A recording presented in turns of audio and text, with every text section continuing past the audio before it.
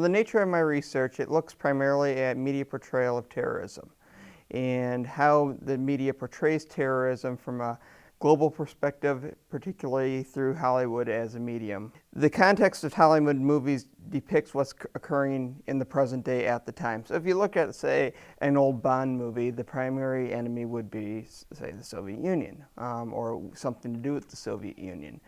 If you look at it from the perspective of the 1990s, you begin to see an emergence of international terrorism as a situation that is occurring in the world. And as a result, it tends to reflect what we think, what we believe about what a terrorist is, who they are, what spies are, what purpose they serve, and it essentially goes into the idea of agenda setting. In some of the Tom Clancy novels that were made into films, Hunt for the Red October, Patriot Games, and Clear and Present Danger, the U.S. government would only provide equipment to the producers of the film if they modified the script to fit U.S. agenda.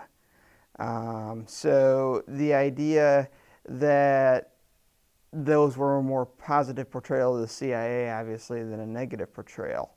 I think in the 2000s, we did see a more critical perspective of the CIA emerge, and I think it's primarily due to the wars in Afghanistan and Iraq. The next step, I think, is honestly to continue looking into this. I think from the perspective of the Central Intelligence Agency having a significant role in the world and how we portray things, particularly looking at perhaps its role in the war in Iraq or the war in Afghanistan and how that was portrayed in the media. Not necessarily from, say, a Hollywood perspective, but also from just a national news perspective. I think that would be extremely interesting to take a look at.